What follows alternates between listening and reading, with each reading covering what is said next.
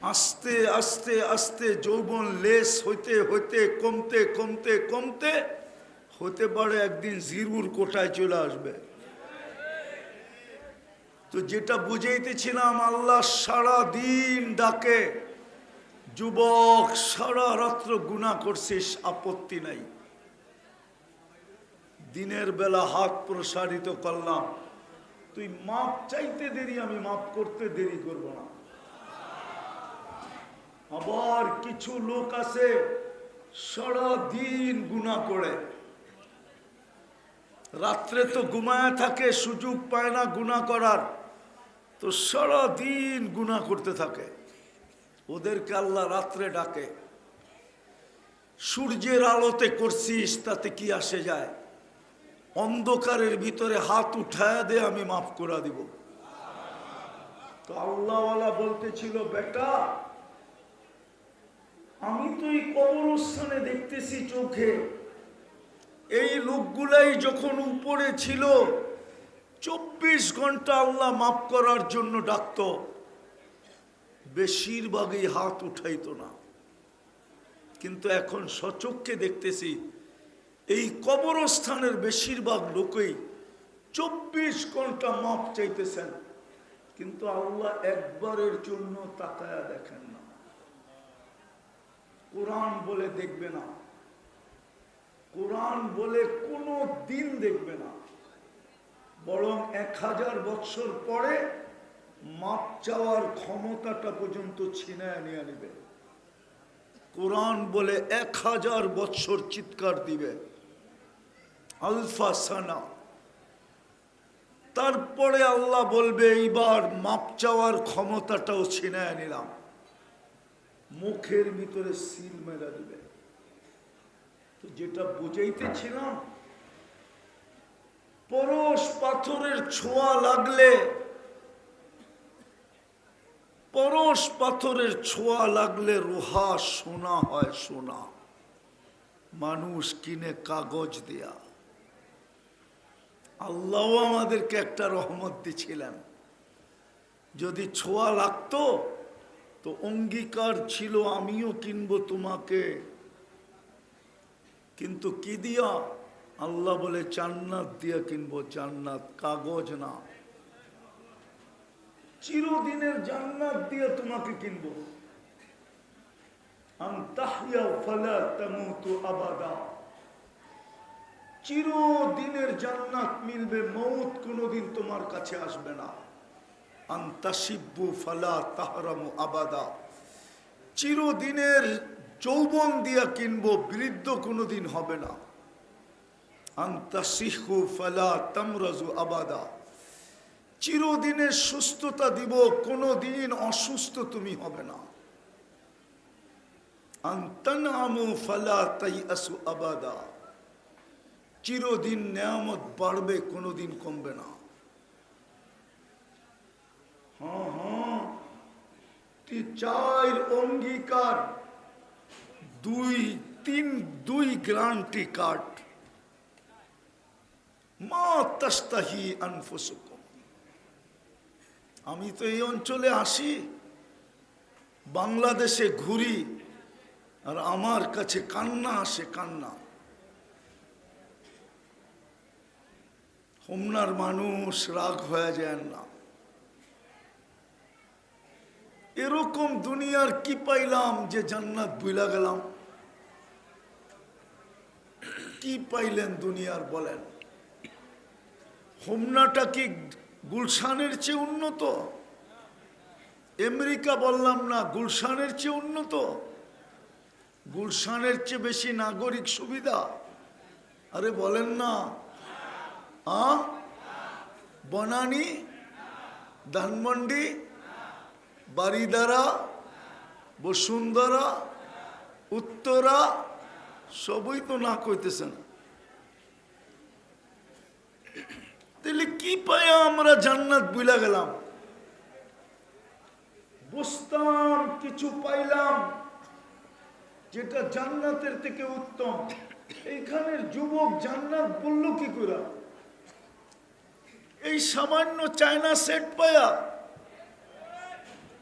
ওর হাতে তো China mobile, মানতাম সবার পাশে 15 প্রো ম্যাক্স আছে, তাইলে বসতাম American mobile iPhone 15 pro max 2-2.5 lakh টাকার ফোন ব্যবহার করে জান্নাত বুলা গেল তো মনকে সান্ত্বনা দিতাম। ও তো চায়না সেট ব্যবহার করে, কি পায়া জান্নাত বুলা গেল, অথচ গ্যারান্টি কার্ড ছিল। মা তাস্তাহি আনফুসুকুম,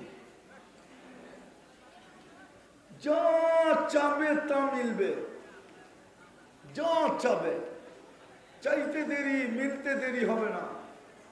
কোরআন বলে, কোরআন যা চাবে তা মিলবে। ওয়াতালুযু আ'য়ুনুকুম, চোখে যেটা লাগবে ওইটাই মিলবে। আজকে তো ওদের চোখে লাগে শুধু জুতা দেখায়, ঠিক না? না না, বোঝে নাই, বোঝে নাই, ওই যে বোঝে নাই, চেহারায় বলে বোঝে নাই, বেশি তাকাইলে জুতা দেখায়, ঠিক না? তো চোখে তো লাগে, ঠিক না? কিন্তু মিলে না জুতা দেখায়। জান্নাতে তো যেটা চোখে লাগবে ওইটাই মিলবে, লাগতে দেরি মিলতে দেরি হবে না। কিন্তু জান্নাত তো চিনি না। যদি জান্নাত নেওয়ার শখই থাকতো তাহলে তো রহমতের ছোঁয়াই লাগাইতো। রহমত তো একটা দিছিলেন, রহমত তো দিছিলেন, বাস্তব রহমত দিছিলেন, শব্দ রহমত দেন নাই, বাস্তব রহমত দিছিলেন, শব্দ না। মুহাম্মদুর রাসূলুল্লাহ বাস্তব রহমত ছিল, বাস্তব রহমত, জিন্দা রহমত, জিন্দা, শব্দ রহমত না, বাস্তব রহমত ছিল মুহাম্মদুর রাসূলুল্লাহ সাল্লাল্লাহু আলাইহি ওয়াসাল্লাম। কিন্তু যুবকের চুলের স্টাইল তো বলে না যে ওনার রঙে রঙিন, আমাদের চালচলন তো বলে না ওনার রঙে আমরা রঙিন। যদি উনি বাস্তব রহমত না হইতো তাইলে ইমাম বুখারী রহমতুল্লাহ আলাইহি লিখতেন না, কবরের প্রথম প্রশ্ন আমরা যেটা বলি যে মান রব্বুকা, ইমাম বুখারী একমত না। ইমাম বুখারী বলেন মান রব্বুকা কবরের প্রথম প্রশ্ন না, কবরের প্রথম প্রশ্ন হইছে মা কুনতা তাকুলু ফি হাদার রাজুলি মুহাম্মাদিন সাল্লাল্লাহু আলাইহি ওয়াসাল্লাম, বল তুই আমার বন্ধুর রঙে যাকে রহমত বানায় পাঠাইছিলাম, যার ছোঁয়া লাগতে দেরি তুই সোনা হইতে দেরি হতো না, আর তুই সোনা হইতে দেরি আমি জান্নাত দিয়া কিনতে দেরি করতাম না, ওই বন্ধুর ছোঁয়া কতটুকু লাগাইছস, কতটুকু বন্ধুর রঙে রঙিন হইছ। কবরের প্রথম প্রশ্ন তো এটা হবে মা কুনতা তাকুলু ফি হাযার রাজুলি মুহাম্মাদিন সাল্লাল্লাহু আলাইহি ওয়াসাল্লাম। ফেরেশতা জিজ্ঞাসা করবে, বলো আল্লাহর বন্ধুর রঙে তুমি কতটুকু রঙিন ছিলা, ওই রহমতের ছোঁয়া তোমার কতটুকু লাগছে। যদি রহমতের ছোঁয়াই লাগতো তাইলে এই যুবকরা কোনোদিন নেটে দেখা চুল কাটতো না। ওদের সব ডিজাইন নেটের থেকে নেওয়া। 50 টাকার চুল 500 টাকা দিয়া কাটে, 500 টাকা দিয়া। ঈদের রাত্রে 1000 টাকা দিয়া কাটে। 4 ঘন্টা সিরিয়ালে বসে থাকে। আচ্ছা, আমি ওগরে জিজ্ঞাসা করি, সত্য জবাব দিবে তো? দিবা? সত্য জবাব দিবা? আচ্ছা, কত তোমাকে চুলের স্টাইল দেখা। এই জায়গার নাম জানি কি? রামকৃষ্ণপুর। হ্যাঁ, আখন্দ পাড়া তো ছোট, ইউনিয়ন রামকৃষ্ণপুর না, থানা হইল হোমনা, ঠিক না? আচ্ছা বলো তো, হোমনার কোনো মেয়ে আজ পর্যন্ত তোমার চুলের ডিজাইন দেখা বলছে আই ডট ডট ইউ? বলছে? হ্যাঁ, আর ওদি মেয়েরা তোমার করে নিয়ে টিটকারি করে, কিরে কাউয়া কাটিং কই পেলি, হ্যাঁ বগের কাটিং কই পাইলি, শালিক কাটিং কই পাইলি? শালিক কাটিং চিনো? আছে আছে আছে, এখানেই আছে। বদনা কাটিং কই পাইলি? বাটি কাটিং কই পাইলি? আচ্ছা তোমার ঘরে নিয়ে তো মজাক করে, তারপরও চুল এই স্টাইলে কাটো কেন? কসম খোদার যুবক, তোমরা যদি আল্লাহর রসুলের আদর্শ মতে চুল কাটতে, তাহলে 50 টাকায় চুলও কাটা হতো, 450 টাকা দিয়ে তুমি জিলাপিও বিতরণ করতে পারতা, বা পিজা খাইতে পারতা, যা লাগাইতা অঙ্গে তা যাইত সঙ্গে। যদি জিলাপি দিলে মানুষ বলতো চুল কাটায় জিলাপি, তো তুমি জবাব দিতে পারতা, তুমি বুঝবে না আমি নবীর আদর্শে রঙ্গে চুল কাটাইছি, আমি প্রত্যেক চুলের বদলায় সওয়াব পাইছি, কিয়ামতের দিনে হাত পাতা তো রয়েই গেল। আপনি বলবেন হাত পাতার অর্থ? হাউজে কাউসার পান করার পরে এই যুবক বলতে পারতো, হাত পাততে পারতো। আল্লাহর রসুল যদি বলেন যে হাত পাতিস কেন, হাউজে কাউসার তো পান করায় দিলাম, তো জবাব দিতে পারতো হাউজে কাউসার পান করা তো প্রতিশ্রুতি ছিল। আপনি তো দুনিয়ায় বলে আসছেন মাউইদুকুমুল হাউস, তোদের সাথে হাউজে কাউসারে দেখা হবে, আমি পানি পান করায় চিরদিনের জন্য পিপাসা দূর করায় দিব। কিন্তু আমি যে সারা জীবন আপনার আদর্শে চুল কাটলাম, রঙ্গে রঙ্গিন হইলাম, কমসে কম চুল কাটার ভিতরে ওটার জন্য আমাকে কি দিবেন? দেন না।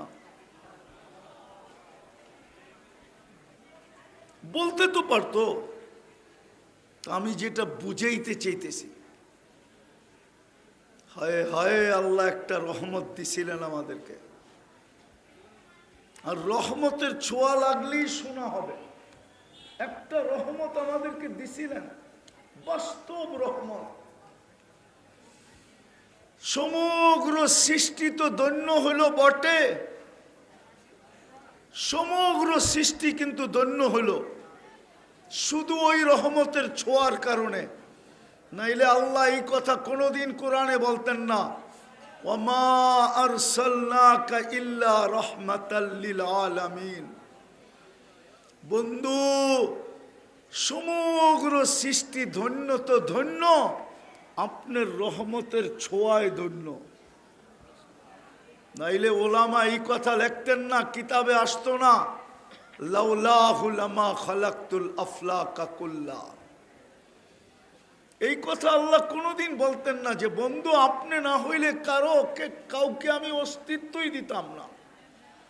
যেমন আদম আলাইহিস সালাম জিজ্ঞাসা করছিলেন, মান হুয়া কাতাবতু ইসমাহু মা ইসমিক, উনি কে, যার নামটা আপনি নামের সাথে মিলায়া লেখলেন। তা আল্লাহ জিজ্ঞাসা করছে কোথায় দেখলে? প্রথম তো আরশে দেখছি। তারপর বলে যেই ফেরেশতা আমাকে নিয়ে যাওয়ার জন্য আসছিল জান্নাতে, ওদের সবার কপালে এই কালেমা লেখা ছিল। বলছে তারপর তো জান্নাতের দরজায় দেখলাম। জিজ্ঞাসা করছে তারপর? বলে এখন তো জান্নাতের প্রত্যেকটা জিনিসের ভিতরে দেখতেছি লা ইলাহা ইল্লাল্লাহ মুহাম্মাদুর রাসূলুল্লাহ লেখা। জিজ্ঞাসা করছে উনি কে? বলছে তুমি চিনো না? চিনবো কোত্থেকে, আসলাম জুমা 8 দিন। তা আল্লাহ প্রতি উত্তরে বলেন, লাউলাহু লামা খালাকতুকা ইয়া আদম, উনি না হইলে তোমার অস্তিত্ব হতো না। তো সমগ্র সৃষ্টি তো ধন্য হইল যার রহমতের ছোঁয়া লাইগা।